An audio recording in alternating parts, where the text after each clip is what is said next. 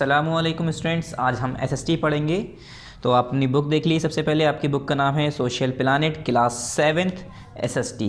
तो हम chapter start करने से पहले हर बार की तरह आपको कंटेंट ओपन करने के लिए कहेंगे और आपको ओपन कर लिए और आपका सिलेबस बता देते हैं। हिस्ट्री का हमने आपको पिछली बार बताया था कि हिस्ट्री में आपके 3 चैप्टर आ रहे हैं हाफ ईयरली एग्ज़ाम के लिए। पीए फर्स्ट का सिलेबस मैंने आपको ऑलरेडी बता दिया था कि ये आपको अब तैयार नहीं करना है, मतलब नहीं पढ़ना है, मतलब इसमें से कुछ नहीं आएगा। सिर्फ आपको क्या पढ़ना है, हिस्ट्री में चैप्टर नंबर 3, 4 एंड 5 पढ़ना है, जिसमें हमने चैप्टर नंबर 3 कंप्लीट कर दिया, चैप्टर नंबर 4 कंप्लीट कर दिया। अब हम चैप्टर नंबर 5 जब भी हम करेंगे तो ये हमारा किस में होगा, ये हमारा होगा पार्ट नंबर 7 में। स्टूडेंट किस पार्ट में होगा, ये हमारा पार्ट नंबर 7 में होगा, क्योंकि हमने ये वाला पार्ट 5 और पार्ट 6 में करा था, ये हमारा पार्ट 7 में होगा। खैर अभी तो हम ये नहीं कर रहे हैं। अब ज्योग्राफी में आ जाते हैं। ज्योग्राफी का सिलेबस हम बताते हैं। इसमें चैप्टर नंबर 13, 14 और 15 आ रहा है, जिसमें हमने 13 हमने कर रखा है, हमने ये पार्ट 3 में किया था आई थिंक। उसके बाद चैप्टर नंबर 14 आज जो हम करेंगे, composition and structure of atmosphere, आज हमें ये करना है, ठीक है, आज हम पढ़ेंगे ये। और उसके बाद हमारा एक चैप्टर वाटर रह जाएगा। और सिविक्स में तो हमारा एक ही चैप्टर बचा है, गवर्नमेंट इन द स्टेट। तो ये हमारा अभी बचा हुआ है, ये हमें करना है, ये हमारा हो चुका है, role of government in health. आज हम करने जा रहे हैं चैप्टर नंबर 14 ज्योग्राफी का, यानी चैप्टर नंबर 4। ज्योग्राफी का तो 4 हुआ ना, 1, 2, 3, 4, चौथा चैप्टर।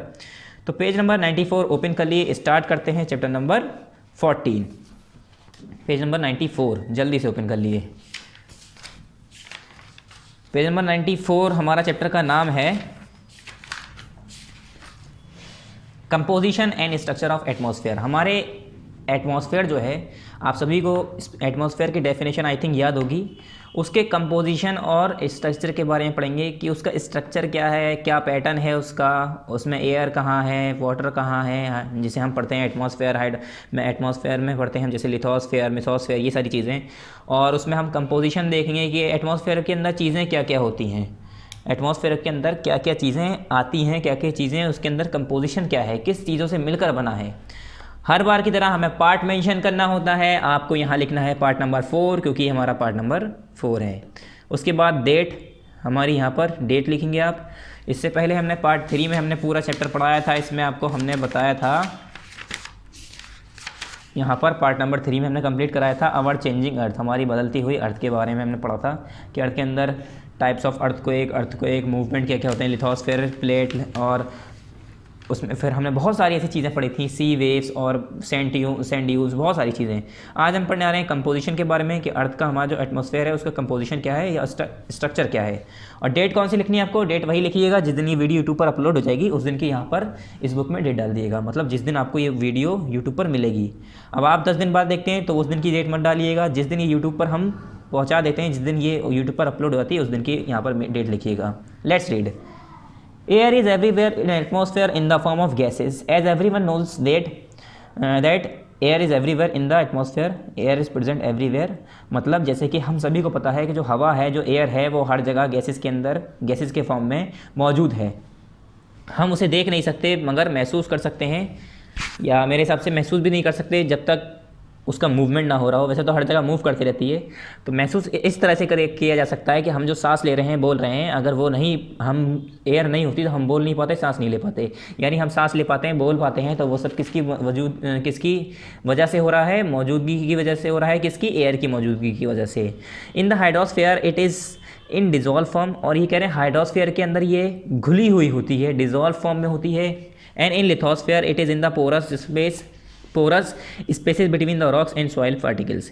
ये कह रहे हैं लिथोस्फेयर के अंदर ये पोरस होती है और and it is in the porous spaces between the rocks and soil particle. जो सॉइल पार्टिकल होते हैं उसके अंदर कैसी, ये कह रहे हैं hydrosphere, in the hydrosphere it is in dissolve form and in lithosphere. Lithosphere के अंदर भी होती है, हाइड्रोस्फेयर के अंदर भी डिजॉल्व फॉर्म में, घुली हुई फॉर्म में।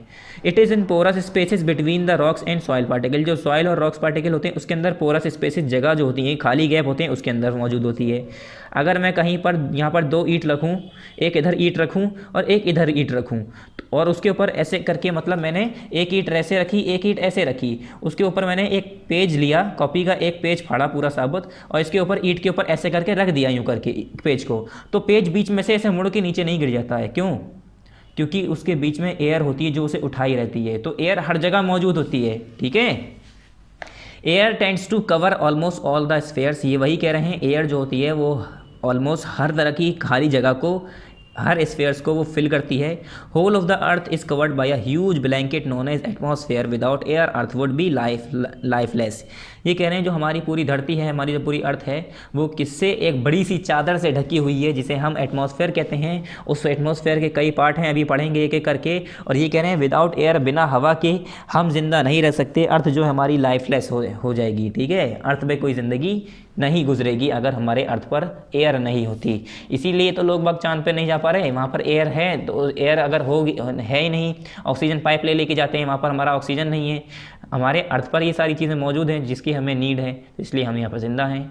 द एटमॉस्फेयर, अब ये एटमॉस्फेयर क्या होता है, जैसे हमने यहाँ बोला, the blanket of layer around our which covered our surface which covered our earth is called atmosphere. अब ये ब्लैंकेट ऑफ एयर है क्या, देखिए बस इसे हम देख नहीं सकते, समझ सकते हैं, दिमाग में महसूस कर सकते हैं, दिमाग में एज्यूम कर सकते हैं, एक इमेज बना सकते हैं कि एटमॉस्फेयर होता क्या है।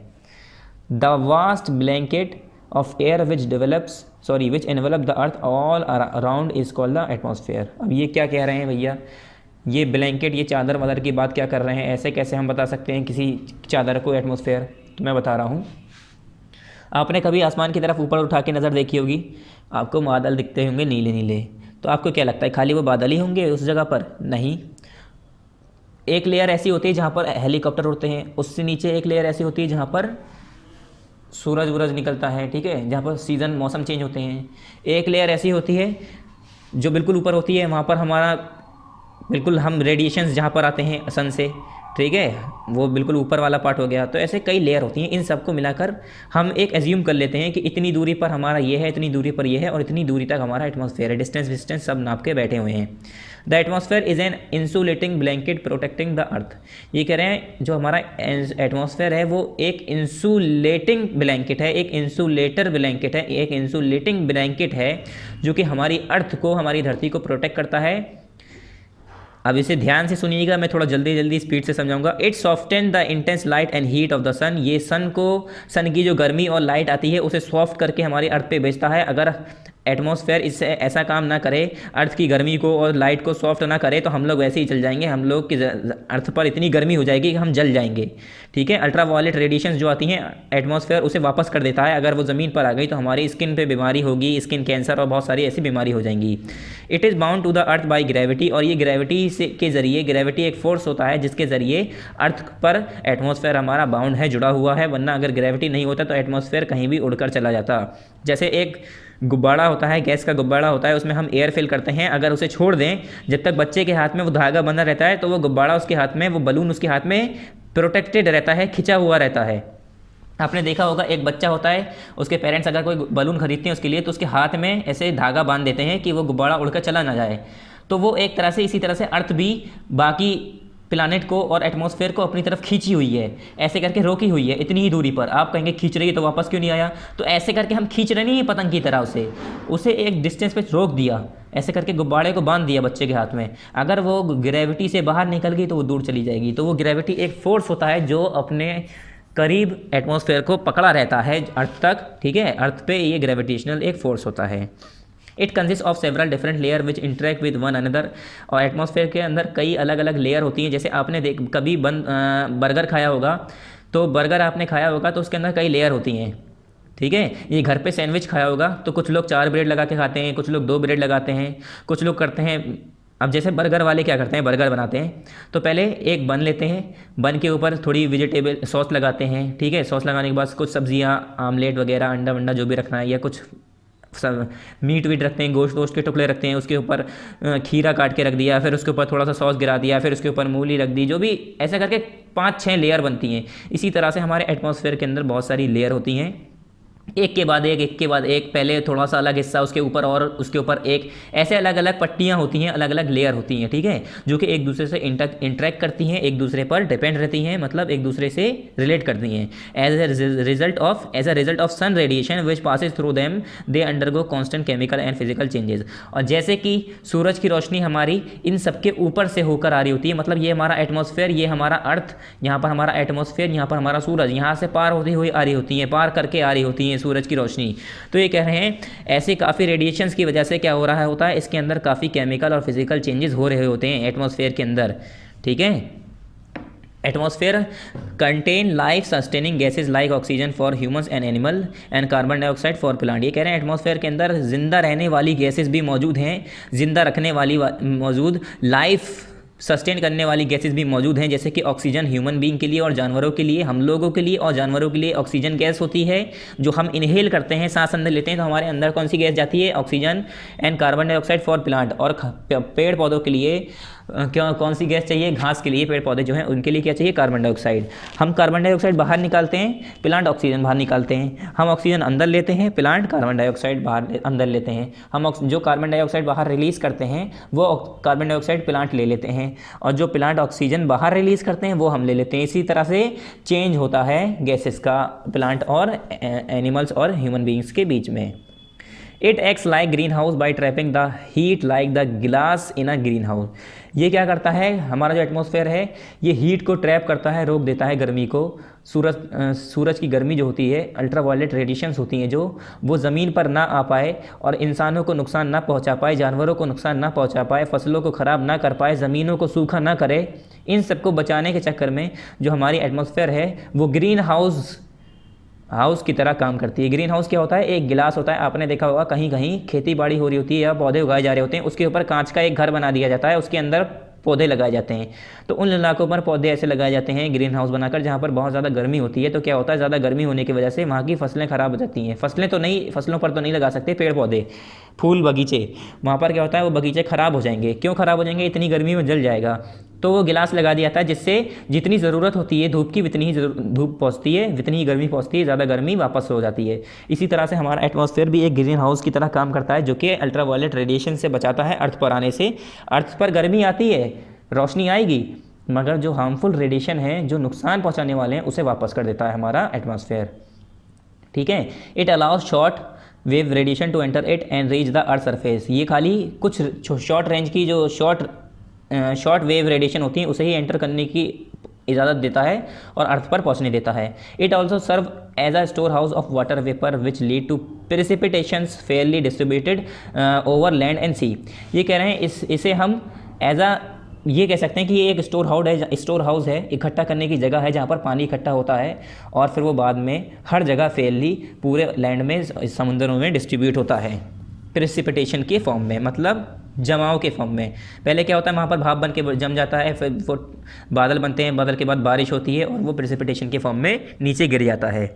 तो वो पार्टिकल जो ज़मीन में नीचे बैठ जाए उसे हम कहते हैं प्रेसिपिटेट। आप आगे जाकर पढ़ेंगे केमिस्ट्री में 9-10 में। ठीक है, the atmosphere extend 2000 of kilometre. ये कह रहे हैं एटमॉस्फेयर जो हमारा है वो हमारी ज़मीन से, अगर हम आसमान की तरफ ऊपर मुँह करके देखें तो वो हज़ारों किलोमीटर ऊपर तक है एटमॉस्फेयर, अलग अलग लेयर में। अभी बताएंगे एक एक लेयर, आपको समझ में आएगी।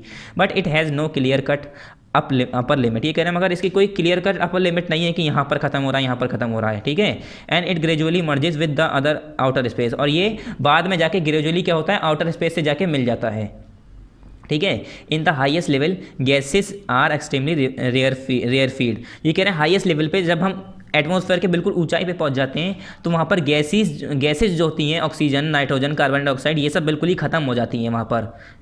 इसीलिए लोग बाग साइंटिस्ट जो होते हैं, एस्ट्रोनॉट्स होते हैं, वो ऑक्सीजन लेके जाते हैं क्योंकि वहाँ पर हवा नहीं होती है। स्पेस में जब जाते हैं, ऊंचाई पे जब चले जाते हैं तो अर्थ के एटमॉस्फेयर से बाहर निकलते ही वहाँ पर गैसेस खत्म हो जाती हैं, जिसकी वजह से उन्हें सांस लेने में दिक्कत होती है और इसलिए वो अपना ऑक्सीजन पाइप, ऑक्सीजन सिलेंडर लेके जाते हैं। फिर आया कंपोजिशन ऑफ एटमॉस्फेयर। एटमॉस्फेयर के अंदर कंपोजिशन किस चीज़ का है, तो इसमें बताएंगे अलग अलग गैसेस के बारे में। कंपोजिशन में क्या है, earth's atmosphere is compose of about 78% nitrogen.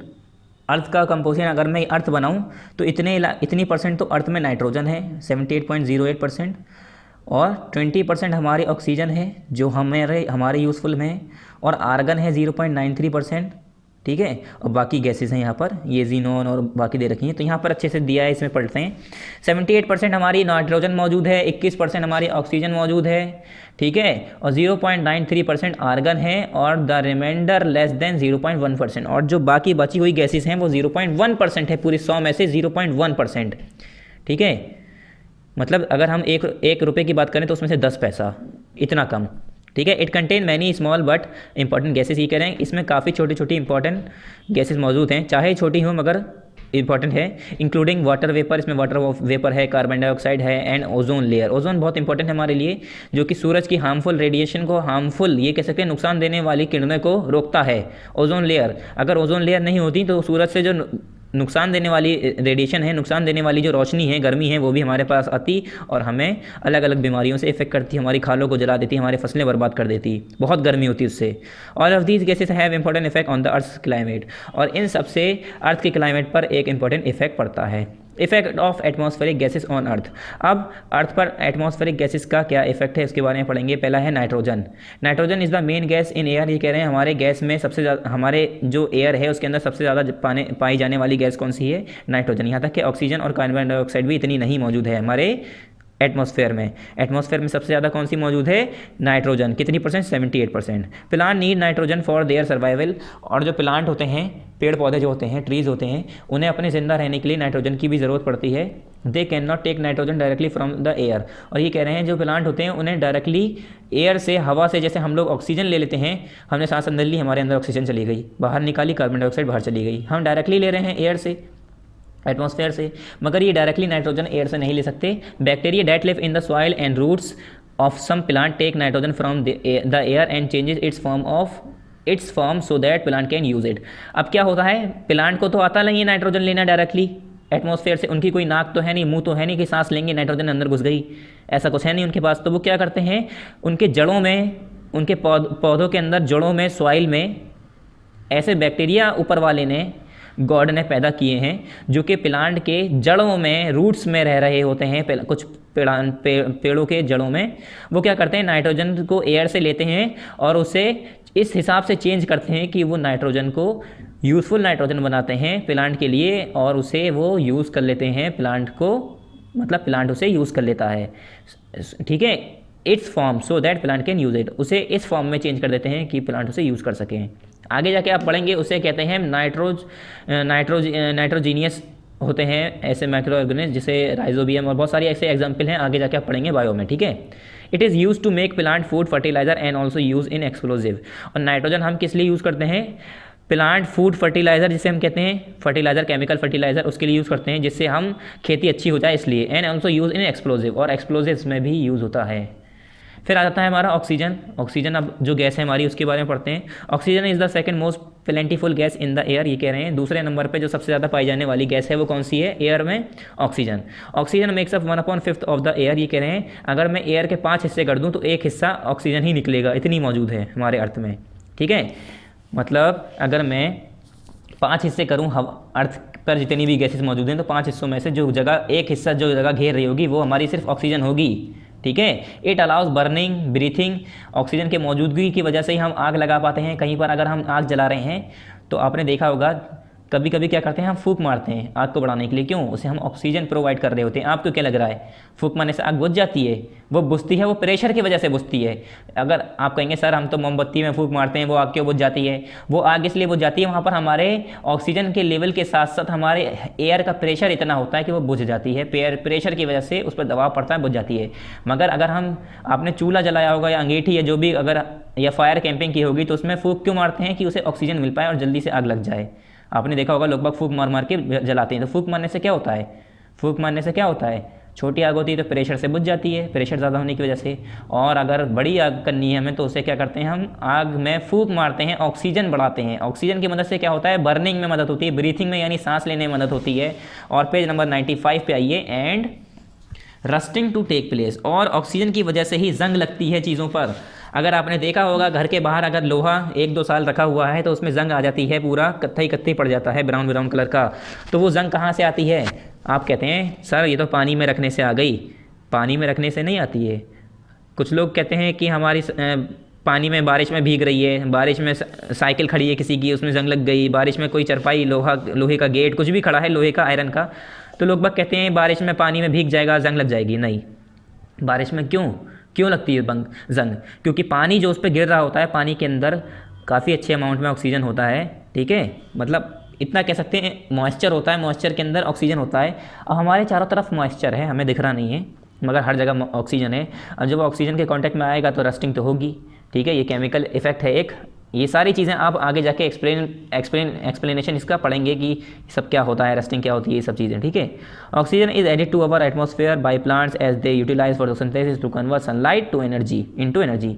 अब ये कह रहे हैं ऑक्सीजन जो हमारे ऐड होती है एटमॉस्फेयर में, जो मौजूद होती है, जो आती है, कौन देता है? ये प्लांट के ज़रिए ऑक्सीजन हमारी एटमॉस्फेयर के अंदर बनती है और आती है। दे यूटिलाइज फोटोसिंथेसिस, ये कह रहे हैं जैसे कि ये फोटोसिंथेसिस यूटिलाइज करते हैं, प्रोसेस ये यूज़ करते हैं to convert sunlight into energy. क्यों, किस लिए? सनलाइट को एनर्जी में कन्वर्ट करने के लिए, फोटोसिंथेसिस प्रोसेस करने के लिए प्लांट क्या करते हैं, सूरज की रोशनी लेके क्या करते हैं, उसे एनर्जी की फॉर्म में यूज़ करते हैं और फिर उसमें से ऑक्सीजन निकलती है। जब वो खाना बनाते हैं या प्लांट के अंदर से ऑक्सीजन गैस बाहर आती है और जो हम लोग कार्बन डाइऑक्साइड बाहर निकालते हैं वो प्लांट ले लेते हैं और प्लांट के अंदर से जो ऑक्सीजन बाहर आती है वो हम ले लेते हैं।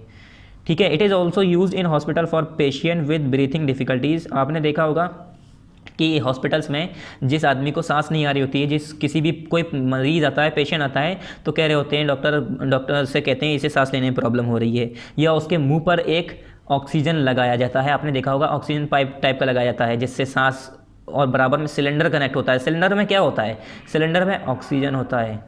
ठीक है, इन वेल्डिंग करने में भी यूज़ करते हैं, steel making and also use as a rocket fuel में भी यूज़ होता है और स्टील बनाने में भी यूज़ होता है। उसके बाद आ गए हम आर्गन पे, दूसरे मेटल पे। आर्गन दूसरा कंपोजिशन है एक। There is a small amount of argon in the air, it is mainly use for filling light bulb. आप ये कह रहे हैं आर्गन जो होता है ये बहुत कम अमाउंट में मौजूद होता है एयर के अंदर, और इसे लाइट बल्ब के अंदर, जो बल्ब होते हैं रोशनी करने वाले, उसके अंदर यूज़ करा जाता है, उसके अंदर भरा जाता है। आपने देखा होगा कभी कभी बल्ब फटता है तो उसके अंदर आवाज़ आती है, ब्लास्ट होता है। क्यों आती है? कांच टूटने की आवाज़ आती है। कांच टूटने की तो होती है, साथ में जो आर्गन गैस होती है वो प्रेशर से बाहर निकलती है, इस वजह से होता है। ठीक है, कार्बन डाइऑक्साइड। अब कार्बन डाइऑक्साइड का क्या है? Carbon dioxide makes up only 0.03% in the atmosphere in the air के अंदर खाली 0.003%, बहुत कम, बहुत ज़्यादा कम। अब देखिए 100% का एक बिल्कुल 0.03 टुकड़ा।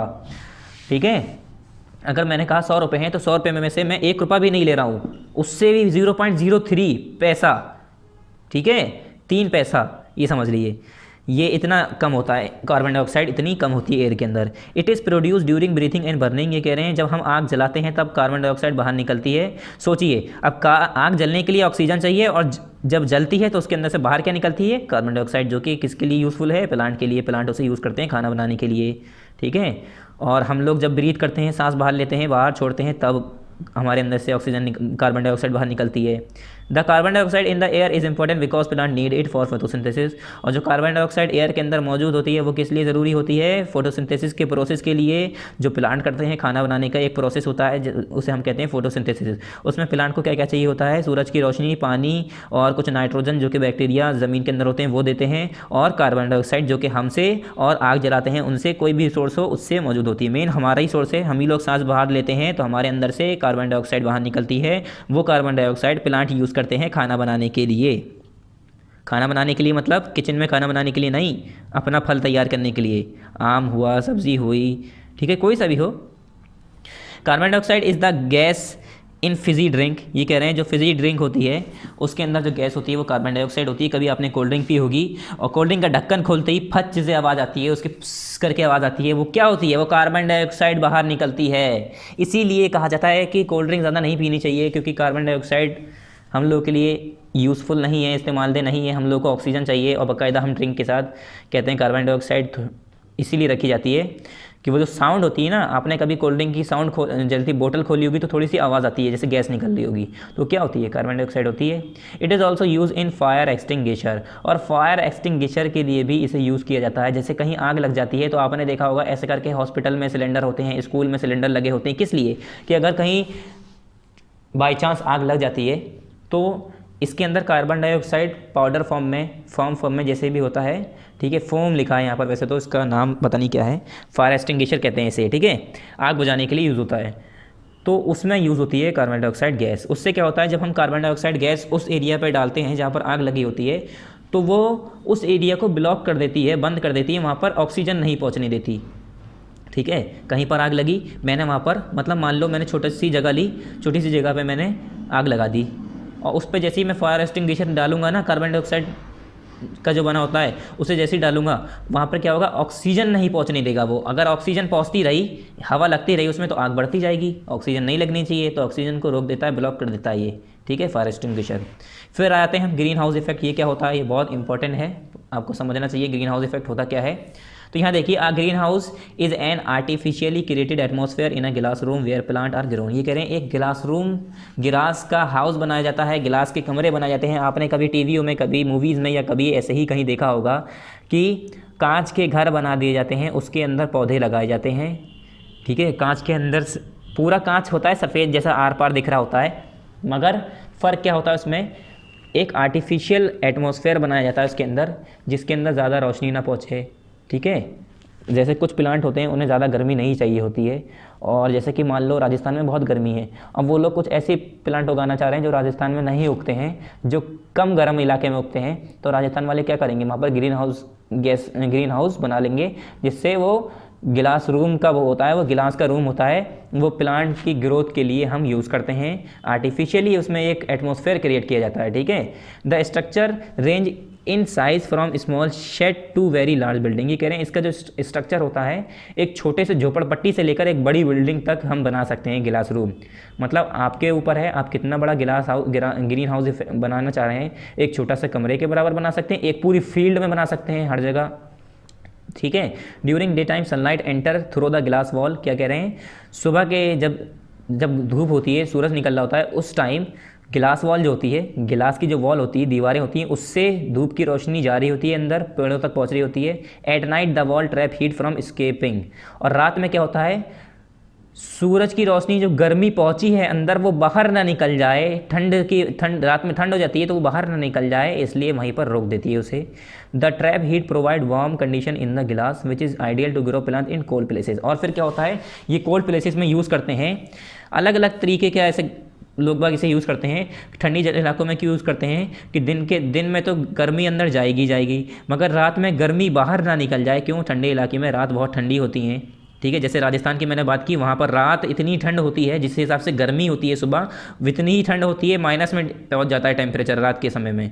तो वहाँ पर अब पौधे ख़राब ना हो जाएं इतने ठंडे इलाके में, ठीक है, पौधे ख़राब ना हो जाएं, तो फिर क्या है, उसके लिए क्या चाहिए कि वो ग्रीन हाउस गैस लगा देते हैं।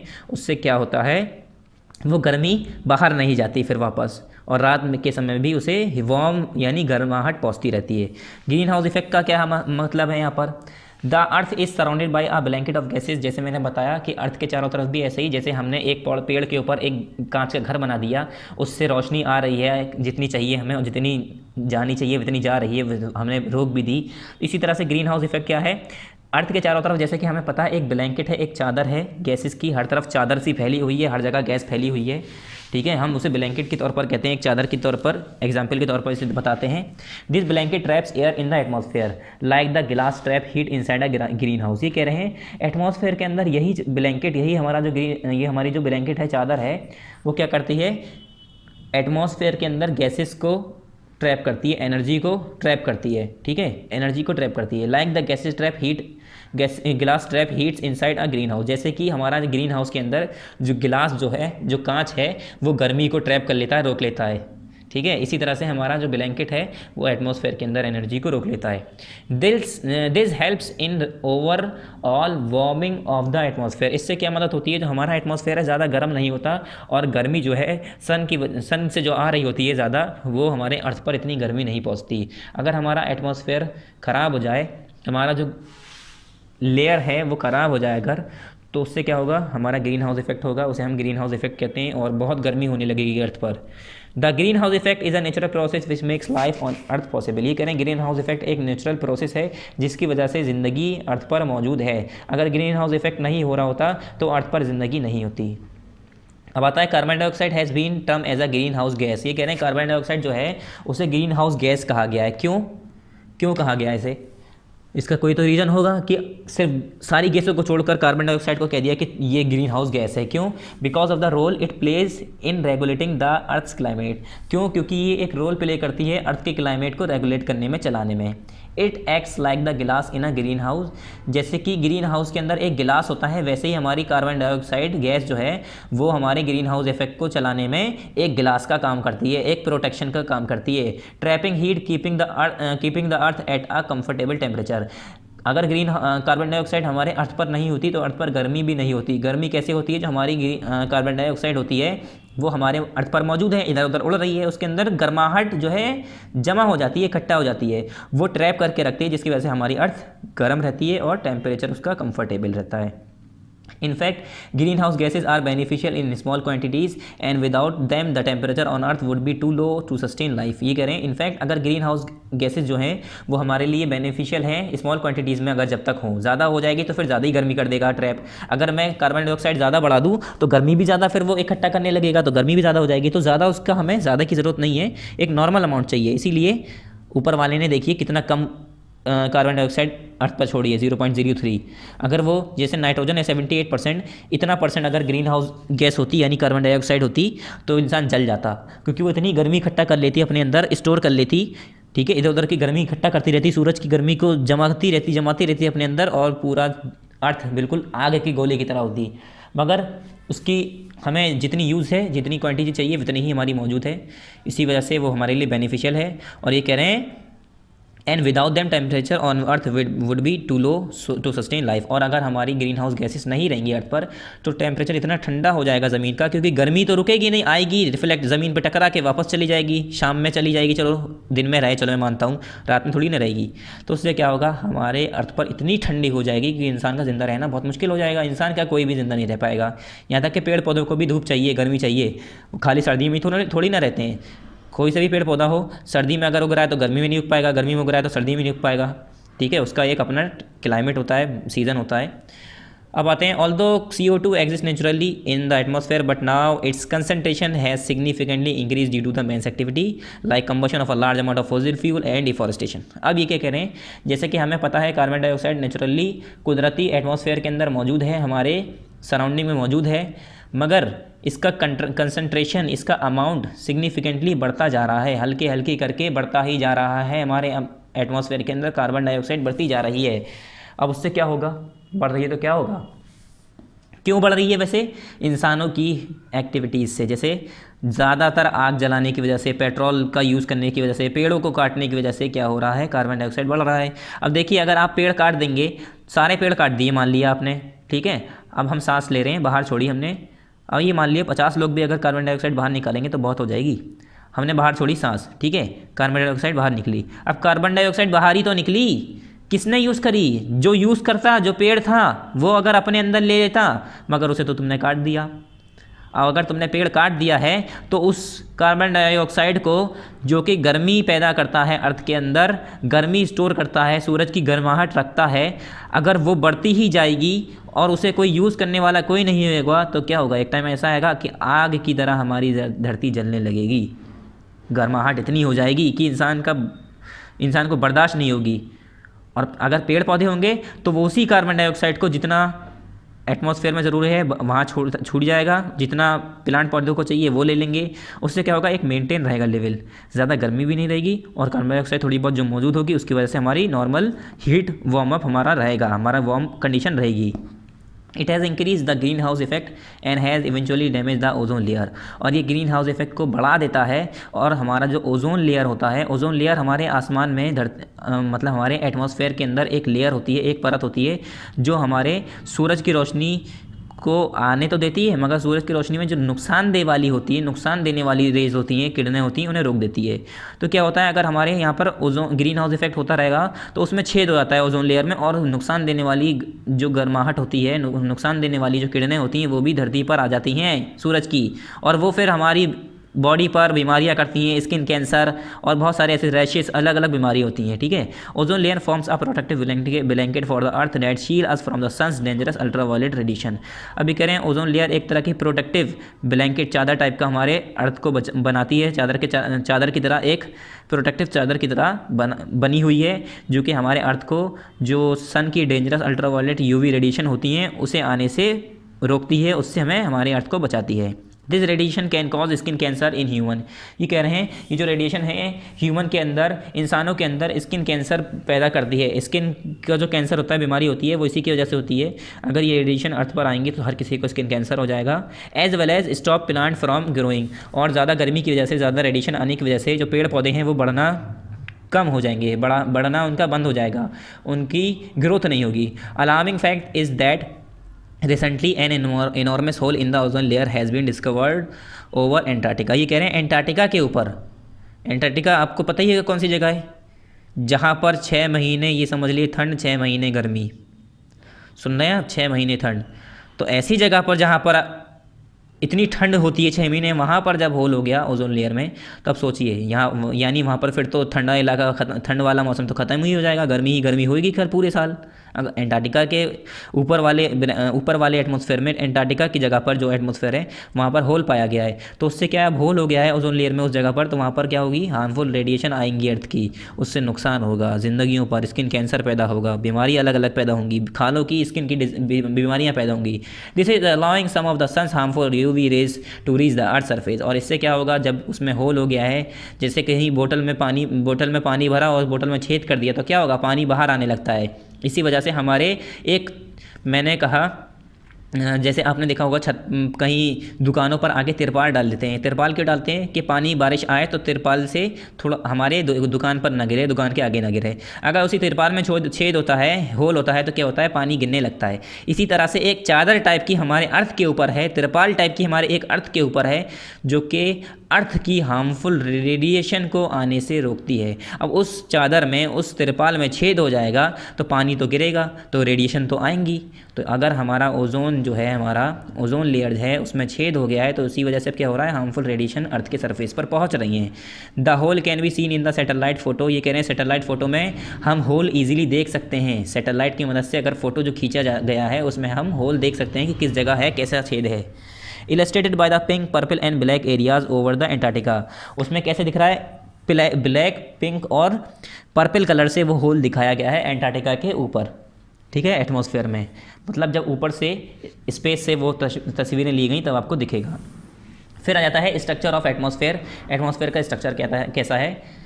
Bye the structure of atmosphere we mean concentration layer of air from bottom to its height limit. ये कह रहे हैं अगर हम स्ट्रक्चर की बात करें तो इसका मतलब हमें ये होता है कि एयर की लेयर का कंसंट्रेशन कितना है, उसके बॉटम से लेकर उसकी हाईएस्ट लिमिट तक। मतलब एटमॉस्फेयर जहाँ से शुरू हो रहा है, हम अगर ऊपर देखते हैं तो हमारा एटमॉस्फेयर हमें जो दिख रहा है वहाँ से शुरू हो रहा है, और उसके ऊपर तक जहाँ तक ख़त्म हो रहा है वहाँ तक की बात होती है स्ट्रक्चर में।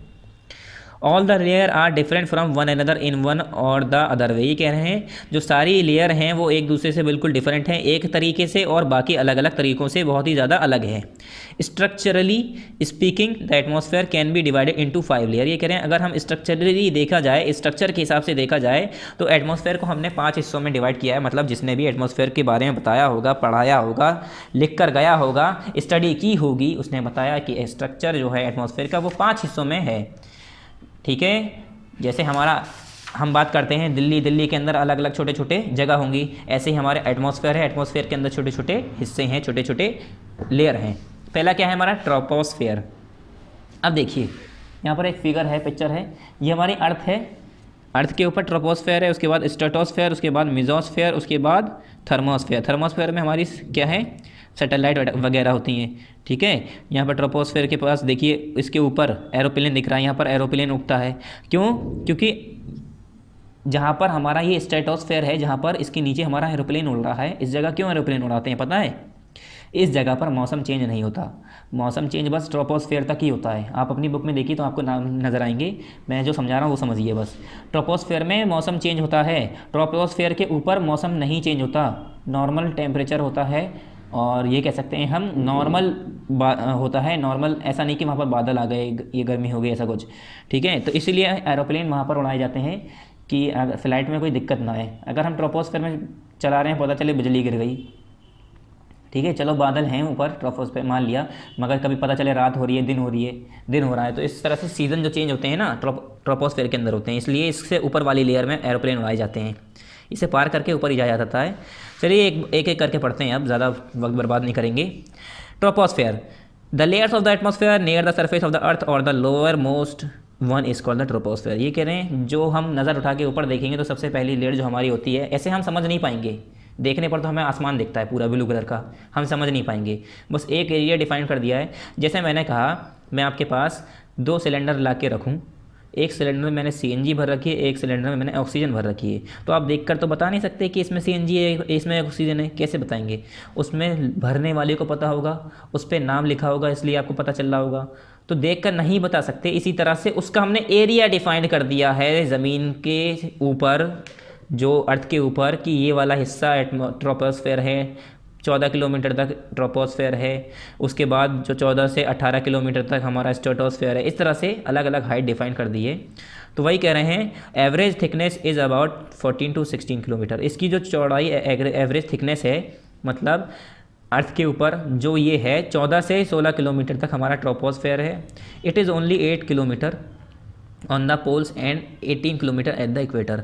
इक्वेटर पे बात करें अर्थ के इक्वेटर पे, तो ये 18 किलोमीटर है, और पोल्स पे यानी नॉर्थ पोल और साउथ पोल पे तो वहाँ पर सिर्फ 8 किलोमीटर है। और आपको पता ही होगा पोल्स पे ही हमारा एंटार्क्टिक रीजन हमारे पोल्स पे आता है, तो इसी वजह से वहाँ पर जल्दी इफेक्ट हुआ है, ओजोन लेयर डिप्लेशन ज़्यादा जल्दी हुआ है वहाँ पर। In this sphere temperature decreases रफली at the rate of 1 degree Celsius per 165 metre of ascent. Ascent मतलब हाइट। अब ये कह रहे हैं इस स्फीयर में टेम्परेचर जो डिक्रीज़ होता है रफली, वो देखा जाता है 1 डिग्री सेल्सियस खाली कितना 65 मीटर के हिसाब से 1 डिग्री घटता है टेम्परेचर हाइट के हिसाब से। Most of the weather forming phenomena occur in this layer. और ये कह रहे हैं सबसे ज़्यादा वेदर फॉर्मिंग फिनोमेना इसी में होता है, मतलब इसी के अंदर वेदर चेंज होता है, सारा जो मौसम चेंज होते हैं इसी के अंदर होते हैं। अब जो मैं अभी इससे पहले बकवास करी मैंने, आपको तो बकवासी लगी होगी, समझ में नहीं आया मतलब क्या कि मैं जो यहाँ बोल गया आपको कि 1 डिग्री सेल्सियस पर 165 किलोमीटर पर चेंज हो रहा है, तो मैंने क्या बात करी यहाँ पर? मतलब जैसे मैं 165 किलोमीटर ऊपर 165 मीटर ऊपर जाऊँगा 1 डिग्री सेल्सियस क्या हो जाएगा? कम हो जाएगा। फिर मैं 165 किलोमीटर और ऊपर गया 1 डिग्री सेल्सियस और कम हो गया, यानी 2 डिग्री सेल्सियस कम हो गया, यानी ठंड बढ़ती जा रही है जितना ऊपर जाएंगे हम। अब समझ में आया होगा आपको। फिर 165 किलोमीटर और 165 मीटर ऊपर गया, नॉट किलोमीटर, ठीक है, 165 मीटर और ऊपर गया, फिर 1 डिग्री सेल्सियस और कम हो गया, यानी जितना ऊपर हम जा रहे हैं उतना ठंडा से मौसम होता जा रहा है, उतनी कूलिंग होती जा रही है, ठीक है। और सोचिए 14 से 16 किलोमीटर तक जब हम पहुंच जाएंगे तो वहाँ पर तो जम जाएंगे, अगर ऐसे उड़ते हुए पहुंच गए तो, ठीक है। तभी तो वहाँ पर कोई चील कौवे नहीं उड़ते हुए दिखते हैं, ये देखें आपने कभी? नहीं, उड़ ही नहीं सकते, जम जाएंगे वहाँ तक जाते जाते। एक तो ग्रेविटी का फोर्स इतना बढ़ जाता है वहाँ पर, एयर प्रेशर इतना होता है कि वहाँ पर उड़ना अपनी मर्जी से इतना आसान नहीं होगा, ठीक है। Most of the weather forming phenomena occur in this layer. और इसी लेयर में सबसे ज़्यादा जो वेदर फॉर्मिंग, सर्दी गर्मी, ठीक है, बरसात, ये सब इसी में होता है। This layer contain 90% of water vapour and most of the dust particle. इसके अंदर 90% तो पानी ही होता है, वाटर वेपर, और जो बचा हुआ होता है वो डस्ट पार्टिकल, धूल रेता उड़ता हुआ, ठीक है। The temperature at the upper portion is nearly 80 degree Celsius. अब देखिए जो ये कह रहे हैं ऊपर वाला पोर्शन है वहाँ का 80 डिग्री सेल्सियस होता है वहाँ पर टेम्परेचर, इतना ज़्यादा। Pressure decrease as the altitude increase. और जितनी हाइट ऊपर जाते रहेंगे आप, प्रेशर कम होता चला जाएगा। मतलब ट्रोपोस्फेयर के सबसे ऊपर वाले हिस्से पे अगर देखूं तो वहीं पर तो सूरज होता है, वहाँ पर 80 डिग्री सेल्सियस है, उसके ऊपर जाएंगे क्या होगा? प्रेशर कम होता जाएगा और फिर हमारी हाइट भी बढ़ती जाएगी। The upper limit of troposphere separating it from stratosphere is called troposphere. और ये कह रहे हैं जो हमारी अपर लिमिट है ट्रोपोस्फेयर की सेपरेट कर रही होती है स्ट्रेटोस्फेयर से, उसे हम कहते हैं ट्रोपोफोज। ट्रोपोस्फेयर को और स्ट्रेटोस्फेयर के बीच का जो एक लाइन होती है उसे हम कहते हैं ट्रोपोफोज, ठीक है। जैसे इंडिया और पाकिस्तान के बीच में एक लाइन है जिसे हम कहते हैं बॉर्डर, इसी तरह से ट्रोपोस्फेयर और स्ट्रेटोस्फेयर को बीच में जो डिवाइड कर रही है एक लाइन, जहाँ पर थोड़ा सा ट्रोपोस्फेयर का भी टेम्परेचर ट्रोपोस्फेयर का भी देखा जाता है और स्ट्रेटोस्फेयर का, मतलब ट्रोपोस्फेयर का खात्मा हो रहा होता है, स्ट्रेटोस्फेयर की शुरुआत हो रही होती है, उसे हम कहते हैं ट्रोपोफोज, ठीक है। सेपरेट जहाँ से हो रहे हैं, एक दूसरे से अलग हो रहे हैं। This layer is very unstable and is of 1.5 kilometre thickness only. और ये लेयर बहुत अनस्टेबल है, इसकी कोई स्टेबिलिटी नहीं है, और ये 1.5 किलोमीटर की थिकनेस होती है, मतलब 1.5 किलोमीटर इन दोनों के बीच में गैप होता है। हम ये कह सकते हैं ट्रोपोस्फेयर के बाद 1.5 किलोमीटर तक का जो दूरी होती है उसे नाम दिया गया है ट्रोपोफोज। उसके बाद 1.5 किलोमीटर चलने के बाद शुरू होगा, मतलब 1.5 किलोमीटर ऊपर जाने के बाद शुरू होगा, मतलब ट्रोपोस्फेयर हमने कवर किया 16 किलोमीटर तक। अर्थ से हम ऊपर गए 16 किलोमीटर तक, वो हमारा होगा ट्रोपोस्फेयर। फिर 16 किलोमीटर के बाद हम 1.5 किलोमीटर और चले, वो हमारा होगा ट्रोपोफोज। उसके बाद 1.5 किलोमीटर चलने के बाद शुरू होता है हमारा स्ट्रेटोस्फेयर। ठीक है, अब स्ट्रेटोस्फेयर क्या है? The layer near troposphere up to a height of nearly 50 kilometre is known as stratosphere. अब 50 किलोमीटर अगर हम देखें ट्रोपोस्फेयर के ऊपर तो हमारा वो स्ट्रेटोस्फेयर होता है, मतलब 50 किलोमीटर तक। In the lower part of stratosphere and upper part of troposphere, ये कह रहे हैं स्ट्रेटोस्फेयर के लोअर पार्ट में, मतलब शुरुआती में, और ट्रोपोस्फेयर के आखिर में there lies a small layer of atmosphere, वहाँ पर एक स्मॉल लेयर एटमॉस्फेयर की लाई करती है। वेयर टेम्परेचर रिमेन कांस्टेंट, जहाँ पर टेम्परेचर कांस्टेंट रहता है due to the presence of ozone layer. किसकी मदद से? ओजोन लेयर की प्रेजेंस की वजह से। यानी ट्रोपोस्फेयर और स्ट्रेटोस्फेयर के बीच में जो ऐसे लेयर होती है वहीं होती है हमारी ओजोन लेयर। आफ्टर क्रॉसिंग ट्रोपोफॉज, मतलब इस ट्रोपोफॉज को क्रॉस करते ही जहाँ पर हमारा ओजोन लेयर होता है, the temperature start increasing up to height of 50 kilometre. तो 50 किलोमीटर तक जब हम ऊपर जाएंगे तो टेम्परेचर बढ़ना शुरू हो जाएगा, गर्मी शुरू हो जाएगी। Within stratosphere there is very little dust and water vapour present. और स्ट्रेटोस्फेयर में बहुत कम धूल, बहुत कम मिट्टी, डस्ट पार्टिकल बहुत कम होता है, पानी बहुत कम, वाटर वेपर बहुत कम प्रेजेंट होता है। Cloud are almost absent and air movement is horizontal in this layer. Cloud बहुत ज़्यादा, ऑलमोस्टली बहुत कम होती है, एबसेंट ये कह सकते हैं, क्लाउड होते नहीं है, बादल होते ही नहीं है। इसी वजह से यहाँ पर एरोप्लेन उड़ाए जाते हैं कि बादल नहीं होते, आराम से इंसान उड़ा सकता है। और वहाँ पर हॉरिजॉन्टल लेयर मूवमेंट होता है एयर का, मतलब हवा ऐसे ऐसे चल रही होती है, ऐसे ऐसे नहीं चल रही होती है, ऊपर नीचे इधर उधर नहीं चलेगी हवा। तो हमारा एरोप्लेन भी अर्थ के ऊपर ऐसे जाता है, ऐसे जाता है, तो हवा भी इधर जा रही है, इधर जा रही है, तो ज़्यादा दिक्कत नहीं होती। ठीक है, almost all the flying routes are through this layer only. ये कह रहे हैं ज़्यादातर जो हमारे फ्लाइंग रूट हैं वो इसी लेयर में ही होते हैं, इसी लेयर में हम फ्लाइंग करते हैं। आ जाते हैं हम मेसोस्फेयर पे। Mesosphere over stratosphere up to height of nearly 80 kilometre. ये कह रहे हैं स्ट्रेटोस्फेयर के ऊपर जब हम 80 किलोमीटर की बात करते हैं वहाँ तक हमारा क्या होता है? Mesosphere. There exist the third layer called mesosphere. उस लेयर को क्या कहते हैं हम? तीसरी लेयर को mesosphere. Between stratosphere and the mesosphere there exist a small layer. और फिर से स्ट्रेटोस्फेयर और मेसोस्फेयर के बीच में एक पतली सी और लेयर होती है। ठीक है, where temperature again remain constant, जहाँ पर फिर से टेम्परेचर रिमेन कांस्टेंट रहता है, which is known as stratopause. उसे हम कहते हैं स्ट्रेटोफॉज, मतलब जहाँ पर स्ट्रेटोस्फेयर ख़त्म हो रहा होता है और उसके थोड़ी सी दूर बाद मेसोस्फेयर शुरू होता है, तो वो जो थोड़ी सी दूर है, वो जो जगह है, वो जो पतली सी बेल्ट है, उसे हम कहते हैं स्ट्रेटोफॉज, जहाँ पर फिर से टेम्परेचर चेंज नहीं होता, बिल्कुल कांस्टेंट रहता है। With in mesosphere temperature decreases with increase in height. अब क्या हो रहा होता है? जैसे ही हम मेसोस्फेयर के अंदर घुसे, स्ट्रेटोस्फेयर को पार करते ही स्ट्रेटोफॉस को थोड़ा सा चले, स्ट्रेटोफॉस को पार करते ही हमारा मेसोस्फेयर शुरू हुआ। मेसोस्फेयर में जैसे ही हम ऊपर जाते जाएंगे हमारा टेम्परेचर हाइट के साथ साथ कम होता जाएगा, मतलब ठंड बढ़ती जाएगी। Toward the upper portion of mesosphere temperature decreases with increase in height. और ये कह रहे हैं ऊपर जाते जाते हमारा टेम्परेचर क्या होगा? डिक्रीज हो जाएगा, कम हो जाएगा हाइट के साथ। Toward the upper portion of the mesosphere temperature decreases increase with increase in height. Height के बढ़ने से टेम्परेचर कम हो जाएगा। Toward the upper portion of mesosphere there lies another small zone. ये कह रहे हैं जब हम मेसोस्फेयर के ऊपर वाले हिस्से में पहुंच जाएंगे वहाँ पर एक स्मॉल जोन होता है दूसरा, उसे हम कहते हैं where temperature remain constant called mesopause, जिसे हम कहते हैं मेसोफोज, जहाँ पर टेम्परेचर कांस्टेंट रहता है। मेसोफोज के बाद हमारा शुरू हो जाता है आइनोस्फेयर। अब इसे हम आइनोस्फेयर जो है इसे हम थर्मोस्फेयर के नाम से भी जानते हैं। This layer is also known as thermosphere due to the extremely high temperature condition. किस लिए?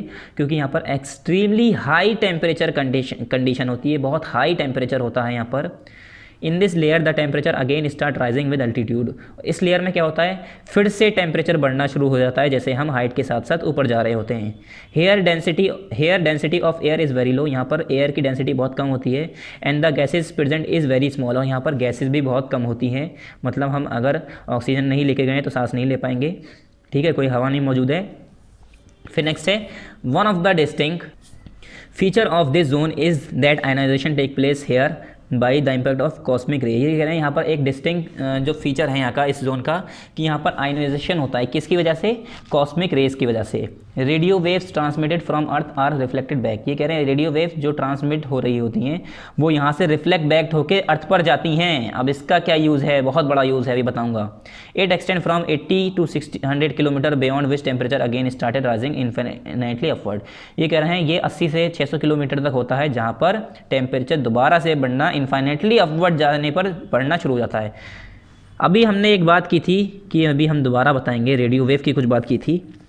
Radio wave transmitted from earth are reflected back, मतलब ज़मीन पर कुछ रेडियो हमारे, देखो हम इंसान हैं, ये मेरी पेंसिल रखी है, ठीक है, ये मेरी एक पेंसिल रखी है। ये कहा जाता है कि साइंटिस्ट कहते हैं कि कोई भी बॉडी है उसके अंदर से रेडियो वेव निकलती हैं, एक तरह की वेव निकलती हैं, एनर्जी निकलती है। हमारे अंदर एक एनर्जी है, कभी कभी महसूस हुआ होगा आपको कि आपके अंदर से बॉडी से गर्मी बाहर आ रही है। पानी गर्म करा, गर्म करने के बाद उसे खोला, उसके अंदर से गर्मी आ रही है, बर्तन जल रहा है, छू नहीं पा रहे हैं, क्यों, उसके अंदर से एनर्जी बाहर आ रही है। इसी तरह से हर बॉडी के अंदर से एक एनर्जी निकलती है। ये कहा जाता है अर्थ के अंदर से भी एक रेडियो वेव्स निकलती हैं। वो रेडियो वेव जब आयोनोस्फेयर पे जाके टकराती है तो टकरा कर फिर से वापस आती है, इस तरह से। ये मान लो इसी पे बना दे रहा हूँ, ठीक है बच्चों, इसी पर रफली बना रहा हूँ मैं। ये मान लो मेरी अर्थ है, ठीक है, ये मान लो मेरा एक पोल है, यहाँ से तार कनेक्ट है, ये जो भी हैं। आपने देखा होगा हम कॉल पे बात करते हैं तो ये रेडियो वेव्स यहाँ से निकल के गई, आयोनोस्फेयर है यहाँ पर, आयोनोस्फेयर पे टकराई। यहाँ पर दूसरा आदमी है, यहाँ पर कॉल पे बात कर रहा है, यहाँ पर मैंने कॉल लगाई, यहाँ से रेडियो वेव निकल के गई, आयोनोस्फेयर पे टकराई, आयोनोस्फेयर पे टकरा के उस आदमी के पास पहुँची जहाँ पर हम कॉल कर रहे हैं। इस तरह से हम आजकल बात कर पा रहे हैं। हमारी टेक्नोलॉजी जो बढ़ रही है, कम्युनिकेशन सिस्टम आयोनोस्फेयर की वजह से हमारा चल रहा है। जो बातचीत है, इंटरनेट है, ये सारी चीज़ें टेक्नोलॉजी इस लेयर पे डिपेंड करती है। रेडियो वेव हमारी अर्थ से टकरा के यहाँ पर वापस आती है ना, तो हम जैसे अब यहाँ से हमें यहाँ पर पहुँचाना है नेटवर्क, तो वहाँ से टकरा के यहाँ से गई, यहाँ से टकरा के वहाँ पहुँची। अब इसका पूरा साइंटिस्ट ने रिसर्च की है, पढ़ाई की है, तब हुआ है। बस हम तो एक्सप्लेन कर रहे हैं, समझा रहे हैं, हमारे लिए आसान पड़ रहा है, मगर इतना आसान नहीं है, ठीक है। अब वेदर की बात करते हैं।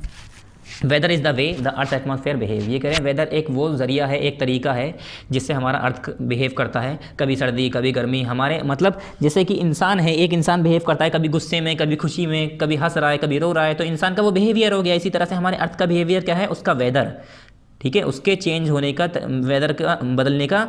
हॉट है, कभी कोल्ड है, ये कह रहे हैं ना वेदर इट इज़ हॉट और कोल्ड, विंडी और स्टिल, रेनिंग, स्नोइंग और हेलिंग। ये सब क्या है, इसका बिहेवियर है अर्थ का, कि वो कैसे कैसे बिहेव करता है, कैसे कैसे बर्ताव करती है हमारी अर्थ।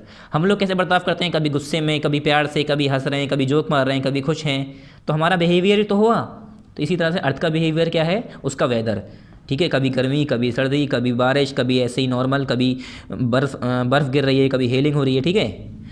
Weather means the atmospheric condition at a certain place at a certain time. ये कह रहे हैं वेदर का मतलब ये होता है किसी जगह की किसी सर्टेन टाइम में उसकी एटमॉस्फेरिक कंडीशन, ठीक है। वेदर का मतलब ये नहीं होता है कि अगर मैंने कहा इंडिया का वेदर ये है तो ये मैं बहुत गलत बात कह रहा हूँ। इंडिया का वेदर तो कहीं नहीं सकता, इंडिया का क्लाइमेट ये है। अब मैं कहूँगा इंडिया में इस जगह पर ये वाला क्लाइमेट, मैंने कहा हमारा अब यहाँ पर अभी क्या चल रहा है, अभी जब हम ये चैप्टर पढ़ रहे हैं अभी इस टाइम क्या है, ठंड है, ठीक है। तो वो हमारा ठंड जो है वो वेदर में नहीं आएगा, वो हर जगह पर सेम है, हर जगह पर ठंड पड़ रही है, इंडिया के अंदर हर जगह ठंड पड़ रही है, तो इंडिया के लिए वो क्लाइमेट हो गया। और मैंने कहा राजस्थान में धूप निकली है, तो राजस्थान में ठंड में भी, या चलिए मैंने राजस्थान छोड़ा, राजस्थान में तो गर्मी होती है, चलिए वहाँ छोड़ा। मैंने कहा दिल्ली में ठंड, हर जगह ठंड चल रही है, दिल्ली में किसी दिन मान लो कि गर्मी हो गई, तो मैंने कहा आज का वेदर वहाँ का कैसा है, वहाँ का आज का वेदर कैसा है, सनी वेदर है, ठीक है, धूप निकली हुई है। तो किसी पर्टिकुलर टाइम में, किसी पर्टिकुलर जगह में अगर जो मौसम चेंज होता है उस कंडीशन को हम कहते हैं वेदर, ठीक है। मैंने कहा अलीगढ़ का वेदर तो बहुत अच्छा है, यहाँ पर धूप निकली हुई है। और वहीं पर जैसे कहीं आपके घर से कॉल आई, आपके खाला की कॉल आई, वो कह रही है आपके वहाँ का सर्दी कैसी हो रही है, हम कहेंगे यहाँ तो ठीक है, यहाँ तो सूरज निकला हुआ, यहाँ पर तो गर्मी है। तो यानी हमारा वेदर अलग हुआ, हमारे यहाँ पर वेदर कैसा है, गर्मी हो रही है। और वहीं आपके खाला के यहाँ कैसा है, वो कह रही है यहाँ तो बहुत ठंड है, यहाँ पर तो सूरज ही नहीं निकल रहा है, तो उनका वेदर डिफरेंट हुआ। तो ये होता है वेदर। और क्लाइमेट क्या है, हम दोनों का क्लाइमेट सेम है, उनके यहाँ पर भी ठंड है, हमारे यहाँ पर भी ठंड का मौसम चल रहा है, मगर वेदर कंडीशन अलग हो जाती है। कभी पर्टिकुलर टाइम में, कुछ वक्त में हो सकता है कहीं पर बारिश हो रही हो, कहीं पर ना हो रही हो तो वो कहते हैं वेदर, ठीक है। Perhaps it is hot dry and sunny today where you live but in the other part of the world it is. हम यहाँ पर नेक्स्ट पे वही कह रहे हैं कि हो सकता है कहीं पर गर्मी हो, कहीं पर सर्दी हो, कहीं पर सनी हो, ठीक है, ड्राई सीजन हो जहाँ पर आप रह रहे हो, मगर कभी कभी ऐसा हो सकता है वर्ल्ड के दूसरे पार्ट में इट इज़ नेक्स्ट पार्ट पर यहाँ पर इसके बाद देखिए इट इसके बाद next page number 97। But in other parts of the world it is cloudy raining और इवन स्नोइंग। हो सकता है कुछ जगहों पर बारिश हो रही हो, कुछ जगह पर बरसात हो रही हो, कुछ जगह पर बर्फ़ गिर रही हो, कहीं पर धूप निकली हो, कहीं पर बादल हो, तो ज़रूरी थोड़ी नहीं है। Every day weather events are recorded and predicted by meteorologist world wide. अब आपने कभी अपना मोबाइल फ़ोन उठाया होगा तो वहाँ पर लिखा आता है टुमारो, जैसे आपने देखा होगा कि दिखाता है कि कल अलीगढ़ का टेम्परेचर इतना होगा, कल बारिश होने की संभावना है। तो ये जो मेटियोरोलॉजिस्ट होते हैं, कौन, मीटियोरोलॉजिस्ट होते हैं, ये क्या करते हैं, ये सब जगह का टेम्परेचर वेदर, ये सब कंडीशन, वेदर कंडीशन को, वेदर इवेंट को रिकॉर्ड करते हैं और अंदाज़ा लगाते हैं कि इस जगह पर कल क्या होगा, हो सकता है बारिश हो, ठीक है। अगर आज रात में बादल हैं तो हम ही लोग अंदाज़ा लगाने लगते हैं कि लगता है आज बारिश होगी, एक भी तारे नज़र नहीं आ रहे, बहुत बादल हैं। तो इसी तरह से ये तो साइंटिस्ट हैं, ये तो रिसर्च करते हैं, बाकायदा इनके पास हाईली डेवलप सैटेलाइट्स हैं, उसकी मदद से ये देखते रहते हैं कि कैसा चेंजेस हो रहे हैं। तो ये लोग इसी तरह से प्रेडिक्ट करते हैं। क्लाइमेट की बात करते हैं। क्लाइमेट इन योर प्लेस और on the globe control the whether you live. ये कह रहे हैं जो तुम्हारे प्लेस है ऑन द ग्लोब उसे कंट्रोल करता है क्लाइमेट, मतलब control the whether you live, जहाँ पर आप रह रहे हैं वहाँ के वेदर को कंट्रोल करता है कौन, पूरे ग्लोब पर जहाँ जिस जगह पर आप रह रहे हैं वो क्लाइमेट उसे कंट्रोल करता है। मतलब climate is the average weather pattern in a place over many years. Climate एक एवरेज वेदर पैटर्न है किसी जगह की जो कि ओवर मैनी ईयर्स से चल रही हो। मतलब जैसे कि अब आपने देखा होगा हर साल जनवरी में ठंड हो रही है, ठीक है, फिर दिसंबर में ठंड हो रही है, हर साल जून जुलाई में गर्मी हो रही है। तो ये हमारी क्लाइमेटिक कंडीशन हो गई कि हर साल ही होगी।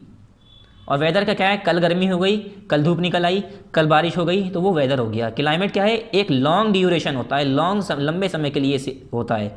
सो the climate of Antarctica is quite different than the climate of a tropical island, ये कह रहे हैं। और जैसे कि हम लोगों को पता है जो हमारे क्लाइमेट है एंटार्क्टिका का, वो ट्रॉपिकल आइलैंड से उसका डिफरेंट ही है, बिल्कुल ही अलग है, ठीक है। फिर उसके बाद करते हैं hot summer days are quite typical of climate in many region of the world even without the effect of global warming. ये कह रहे हैं हॉट समर डे जो है कुछ जगह पर क्वाइट टिपिकल होता है, काफ़ी रीजन्स के क्लाइमेट के हिसाब से अगर देखा जाए तो कुछ जगह पर इतनी गर्मी होती है चाहे वहाँ पर ग्लोबल वार्मिंग हो रही हो चाहे नहीं, विदाउट ग्लोबल वार्मिंग की वजह से कुछ जगह पर इतनी गर्मी होती है। तो ये क्लाइमेटिक इफेक्ट होता है।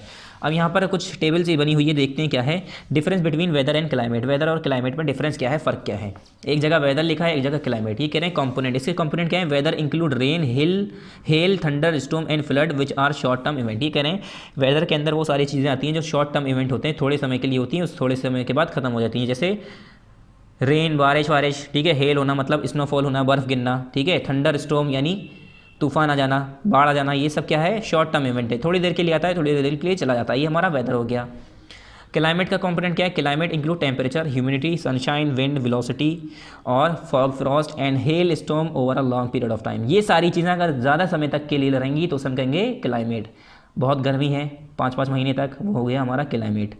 बहुत सर्दी है 4-4, 5-5 महीने तक, वो हमारा क्या हो गया, क्लाइमेट, ठीक है। कोहरा जमा हुआ है 2-3 महीनों तक, हमारा क्लाइमेटिक कंडीशन हो गया।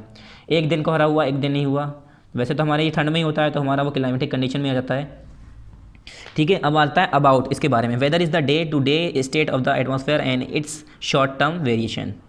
वेदर क्या है, डे टू डे बदलने वाला एटमॉस्फेयर की स्टेट है, दिन तो दिन के हिसाब से बदलता है, चेंज होता है। और ये क्या है, and it is short term, it is short term variation, ये एक छोटा सा शॉर्ट टर्म के लिए वेरिएशन होता है, ज़्यादा लंबे समय तक नहीं होता है। Climate describe the variation of weather at a given place for a specific interval. ये क्या कह रहे हैं, क्लाइमेट किसे डिस्क्राइब करता है, वेदर का वेरिएशन किसी गिवन प्लेस के लिए स्पेसिफिक इंटरवल के लिए, मतलब 4 से 5 महीने के लिए कहीं पर गर्मी हो रही है तो उसका क्लाइमेट हो गया, उस वेदर को हम कहेंगे क्लाइमेट, जो लंबे समय तक चलेगा। The study of weather is called meteorology. अगर हम वेदर के बारे में पढ़ाई कर रहे हैं तो हम कहेंगे ये मेटियोरोलॉजी कर रहा है ये आदमी। ये बीटेक एमबीए एमएससी बीएससी नहीं कर रहा है, ये क्या कर रहा है, मेटियोरोलॉजी कर रहा है, वेदर के बारे में पढ़ाई कर रहा है ये शख्स, ठीक है ये शख्स। क्लाइमेट के बारे में, the study of climate is called climatology. अगर कोई इंसान क्लाइमेट के बारे में स्टडी करता है तो हम कहते हैं कि ये आदमी क्लाइमेटोलॉजी कर रहा है, ठीक है स्टूडेंट्स। उसके बाद हमारा ये काफ़ी बड़ा टॉपिक है अभी तो काफ़ी बड़ा है, तो हम सोच रहे हैं कि इसे 2 पार्ट में डिवाइड कर दें। तो इसे हम टेम्परेचर कवर करते हैं और एटमॉस्फेरिक प्रेशर कवर करते हैं विंड तक, ठीक है।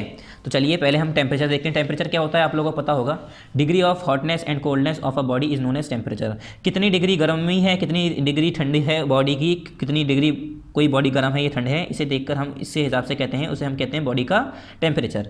It is basically an expression of the degree of hotness and coldness of a substance. ये कह रहे हैं किसी सब्सटेंस की एक एक्सप्रेशन है कि कितनी डिग्री हॉटनेस है, कितनी डिग्री कोल्डनेस है।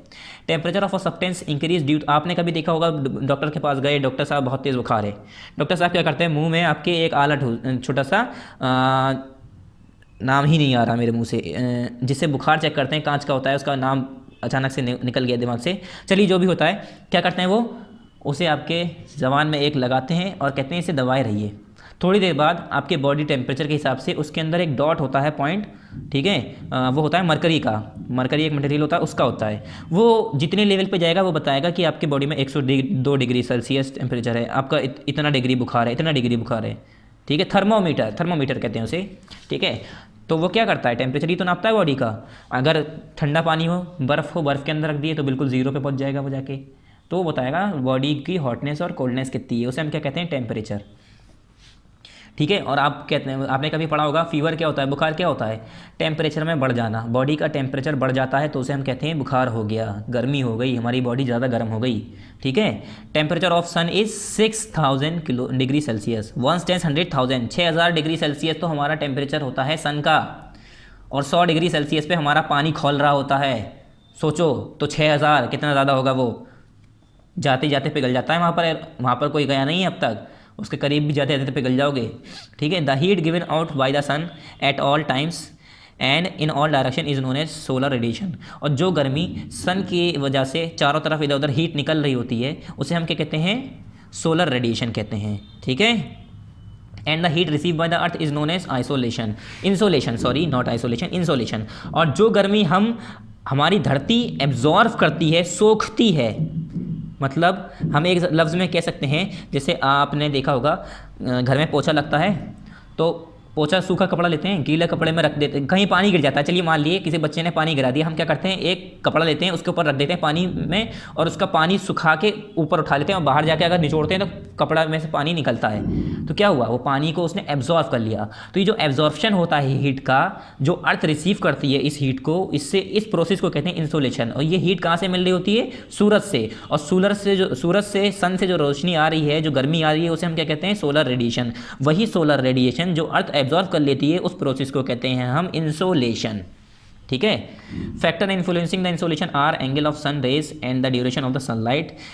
अब आपने देखा होगा, हमने कई बार आपको पढ़ाया है, चलिए पहले इसे बताते हैं फिर बताएंगे, एक्सप्लेन करेंगे भी, ठीक है। ये कह रहे हैं वो फैक्टर जो इन्फ्लुएंस करता है इंसोलेशन के प्रोसेस को, इंसोलेशन जो हमारा हो रहा है इसे जो इधर उधर बराबर नहीं रखता, जैसे कुछ जगह पर इंसोलेशन ज़्यादा हो रहा है, कुछ जगह पर इंसोलेशन कम हो रहा है, वो क्यों होता है, एंगल ऑफ सनरेज। अब मैंने कहा हमारी इक्वेटर है, ये अर्थ है, यहाँ पर हमारा सूरज है, इस जगह पर बिल्कुल 90 डिग्री के हिसाब से हमारी रोशनी पड़ रही है सीधी सीधी, यहाँ पर हमारी कुछ डिग्री कम पड़ रही है, यहाँ पर हमारा एंगल बढ़ गया, तो यहाँ पर क्या है, रोशनी कम जाएगी, यहाँ पर इंसोलेशन कम होगा, यहाँ पर ठंड कम होगी, इसलिए नॉर्थ पोल साउथ पोल पर ठंड होती, सॉरी गर्मी कम होगी, नॉर्थ पोल साउथ पोल पर इसीलिए ठंड होती है, पोल पर इसीलिए ज़्यादा ठंड होती है, और इक्वेटर्स पर ज़्यादा गर्मी होती है, ठीक है। तो डिग्री ऑफ एंगल जो होता है सन रेज का, उससे चेंज होने की वजह से, और ड्यूरेशन ऑफ सनलाइट, और सनलाइट कितनी देर तक आ रही है उसकी वजह से, whereas solar radiation is affected by factor, ठीक है। और सोलर रेडिएशन जो है वो इसी वजह से अफेक्टेड होती है फैक्टर से, जैसे कि latitude, altitude, distance from the sea और ओशियन, करंट, विंड एक्सेट्रा। ये सारी चीज़ें मैं आपको कई बार एक्सप्लेन कर चुका हूँ पूरा, जब आपने वो पढ़ा था जिसमें हमने पढ़ा था एल्टीट्यूड, लैटिट्यूड, ये क्या होता है, ठीक है, topic of cancer, topic of Capricorn. तो अब देखिए एल्टीट्यूड लैटिट्यूड से भी बहुत फ़र्क होता है, जैसे कि मैंने कहा कोई इंसान पहाड़ पे रह रहा है तो क्या होगा, ऊंचाई हो गई, वहाँ पर आप एटमॉस्फेरिक प्रेशर भी कम हो जाता है, बहुत सारी चीज़ें थी, खाना जल्दी गर्म होता है, खाना जल्दी पकता है, बहुत सारी चीज़ें हैं। अभी तो बहुत कुछ है पढ़ने को, अब इतना ज़्यादा घुसेंगे तो आपका दिमाग सब बिल्कुल भर जाएगा। तो जितनी नॉलेज इसमें दी है वही पढ़िए। हमने जैसे बताया यहाँ पर कि एंगल की वजह से कि किस हिसाब से रोशनी आ रही है, किस हिसाब से सूरज की रोशनी पड़ रही है। जो हिस्सा पीछे छुपा हुआ है वहाँ पर तो बिल्कुल रोशनी नहीं आएगी। ग्लोब पे हमने बताया था ना, अगर पोल वाले हिस्से हैं वहाँ पर रोशनी इस तरह से जा रही है तो वहाँ पर कम रोशनी जाएगी, स्लाइटली होके जाएगी थोड़ा, ठीक है, स्लोप बनता हुआ जाएगा। इस वजह से क्या होगा, सोलर रेडिएशन वहाँ पर कम पहुँचेगी और इंसोलेशन कम होगा। अब एटमॉस्फेरिक प्रेशर क्या होता है? Many of the forces within our atmosphere are easily recognise by us like the temperature outside simply by stepping outside. ये कह रहे हैं काफ़ी ऐसे फोर्सेज जो हमारे एटमॉस्फेयर के अंदर मौजूद हैं, ईजिली हम रिकॉग्नाइज कर सकते हैं, समझ सकते हैं, महसूस कर सकते हैं। कैसे? जो हमारी like the atmosphere outside simply by stepping outside, जैसे कि हमारा एटमॉस्फेयर बाहर होता है, हम बाहर रखते ही पैर, अपना कदम रखते ही पहचान जाते हैं।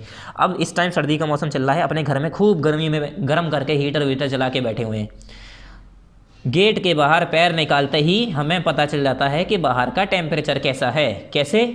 ठंड लगने लगती है। तो क्या हुआ, हमें महसूस हुआ। और वो महसूस कैसे हुआ? कुछ फोर्सेस हैं, कुछ हवाएं चल रही हैं, हवाएं हमारी बॉडी पर टकरा रही हैं, आके फोर्स लगा रही हैं, जिससे हमें पता चल रहा है हाँ ठंड है, ठीक है, जिससे हमें पता चल रहा है हाँ सच में ठंड है। तो वो क्या हुआ, कुछ फोर्सेस की वजह से तो पता चला।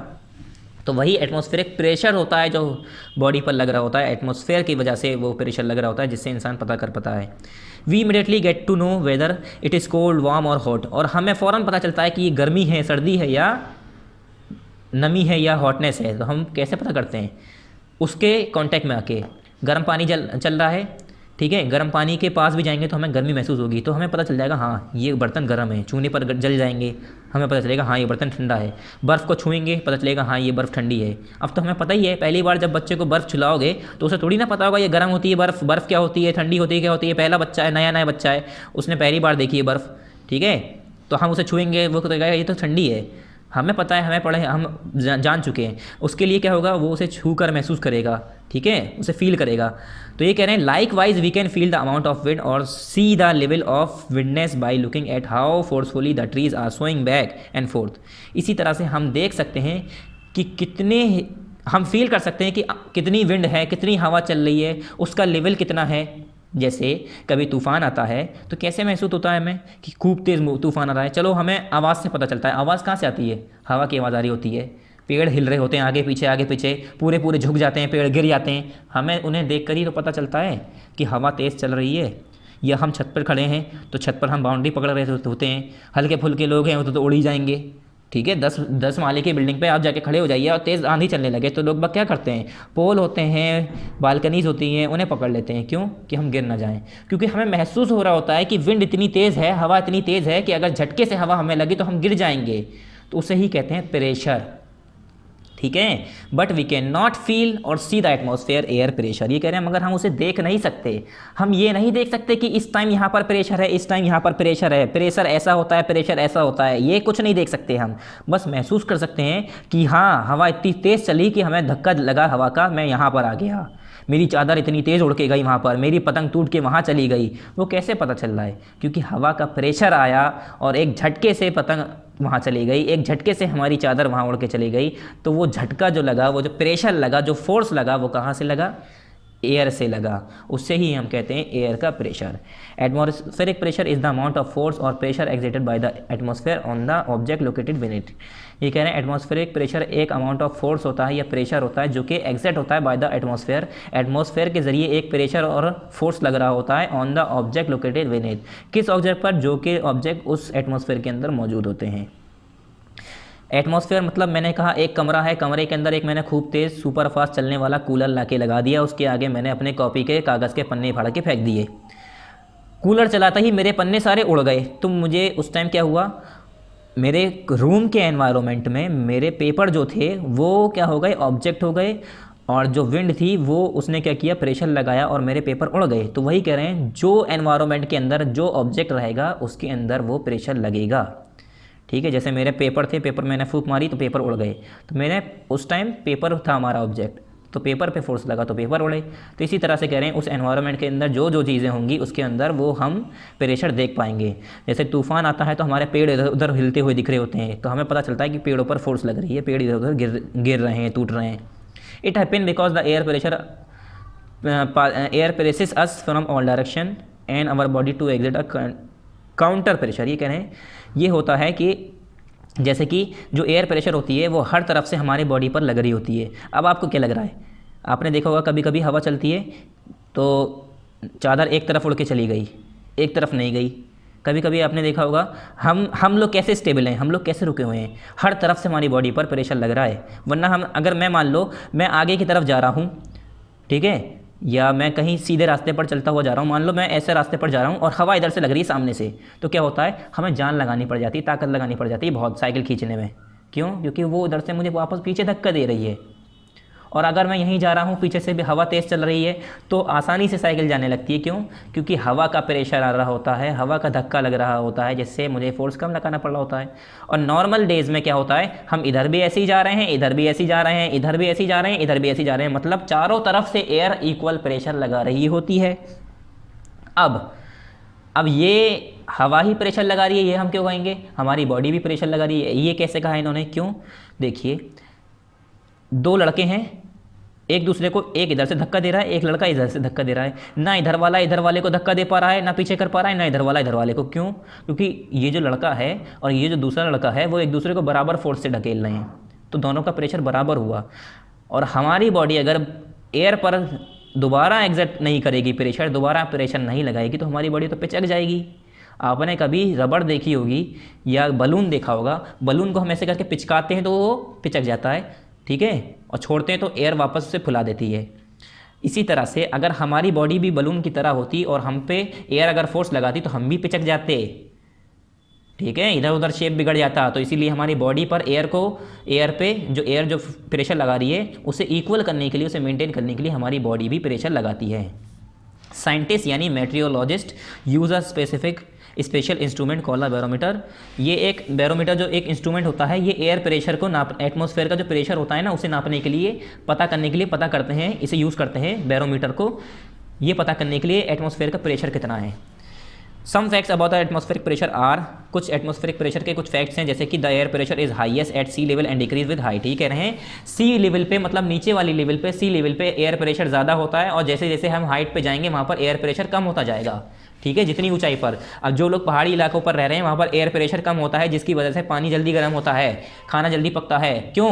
हम यहाँ रह रहे हैं, हमारी गर्मी आग जो जल रही है उससे गर्मी लग रही है बर्तनों में, बर्तन खाना पका रहे हैं, बर्तन में खाना पक रहा है, ऊपर से हवा भी चल रही है इधर उधर, उसका प्रेशर लग रहा है तो ठंडा भी कर रही है आग को, तो देर में खाना पकेगा।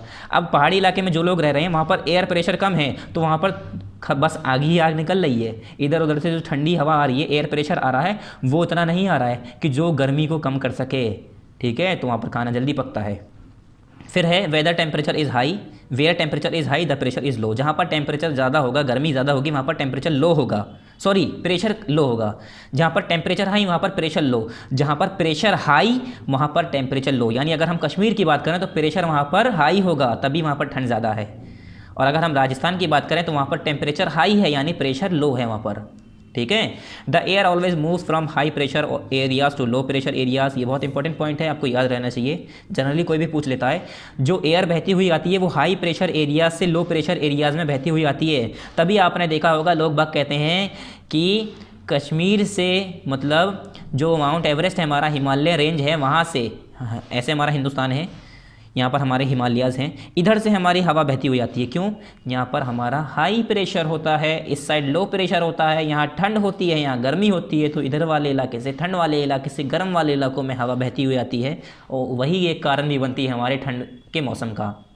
नेक्स्ट है ऑन द मून, मून पर, चांद पर, there is no air and hence no air pressure. वहाँ पर ना ही कोई हवा है, ना ही कोई एयर प्रेशर है चांद पर।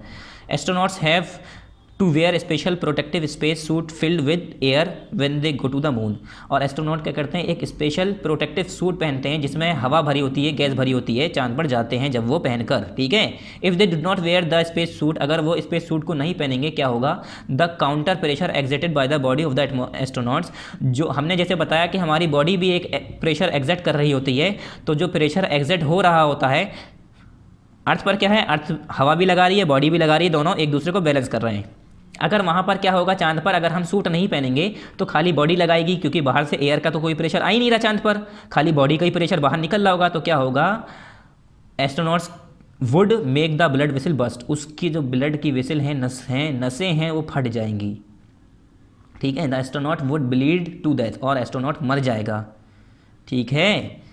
सो इसी तरीके से हमने यहाँ पर अपना पार्ट कंप्लीट कर दिया है। अब ये ज़्यादा बड़ा चैप्टर होगा इसलिए मैं ज़्यादा बड़ा नहीं करूँगा। तो ये पार्ट 4 था बच्चों, तो यहाँ पर हम लिख देते हैं पार्ट 4 कंप्लीटेड। यहाँ पर लिखिए पार्ट नंबर 4 कंप्लीटेड, जल्दी से। नेक्स्ट टाइम हम नेक्स्ट पढ़ेंगे पार्ट 4 कंप्लीटेड। यहाँ पर स्टार्ट होगा विंड से पार्ट 5 कंप्लीटेड, ठीक है स्टूडेंट्स। ज़्यादा बड़ी वीडियो हो जाएगी इसलिए हम यहीं पर छोड़ दे रहे हैं। यहाँ पर आपका पार्ट 4 कंप्लीट हो गया है। नेक्स्ट हम विंड से स्टार्ट करेंगे नेक्स्ट वीडियो में, जो हमारी पार्ट 5 की वीडियो होगी। सो थैंक यू स्टूडेंट्स, अस्सलाम वालेकुम। नेक्स्ट टाइम हम जब पार्ट 5 बताएंगे तो अच्छे से आपको दोबारा आपका सिलेबस बता देंगे।